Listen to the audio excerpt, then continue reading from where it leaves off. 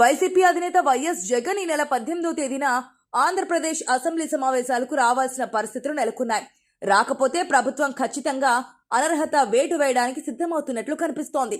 రాజ్యాంగ నిబంధనలను అనుసరించి 60 రోజుల పాటు శాసనసభకు గైర్హాజరైతే ఆ సభ్యుడి పదవి కోల్పోతారు. ఇప్పుడు జగన్ కు కూడా ప్రమాదం పొంచి ఉంది.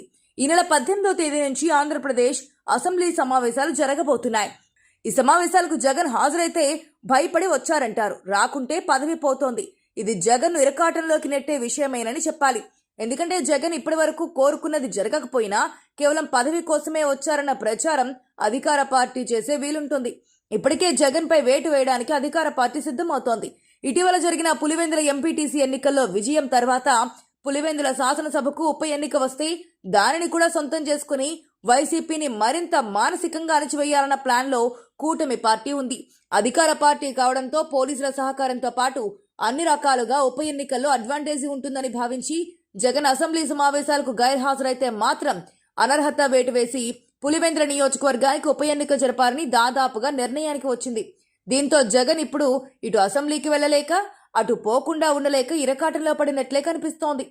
రాజ్యాంగ నిబంధనల ప్రకారం శాసనసభలో 10% మంది సభ్యుల బలం ఉంటేనే ప్రతిపక్ష హోదా ఇస్తారు. అంటే కనీసం 19 మంది ఎమ్మెల్యేలు ఉండాల్సి ఉంటుంది. అయితే గత ఎన్నికల్లో 11 మంది ఎమ్మెల్యేలు మాత్రమే వైసీపీ నుంచి గెలవడంతో ప్రతిపక్ష హోదా ఇవ్వలేమని కూటమి పార్టీలు చెబుతుంది. అయితే తమకు ప్రతిపక్ష హోదా దక్కితేనే ప్రజా సమస్యలపై చర్చించడానికి అవసరమైన సమయం దక్కుతుందని వైసీపీ వాదిస్తోంది. తమ గొంతు వినిపించని సభలో తామెందుకు రావాలంటూ వైసీపీ ప్రశ్నిస్తోంది. అయితే ఈసారి ఖచ్చితంగా జగన్తో పాటు ఎమ్మెల్యేలందరూ హాజరు కావాల్సి ఉంది. లేకపోతే రాష్ట్రంలో మరో ఉప ఎన్నిక వచ్చే అవకాశం ఉంది. ఒక సభ్యుడు వరుసగా 60 సమావేశ దినాలకు గైర్హాజరైతే ఆ సభ్యుడు తన ఎమ్మెల్యే పదవి కోల్పోయే అవకాశం ఉంది.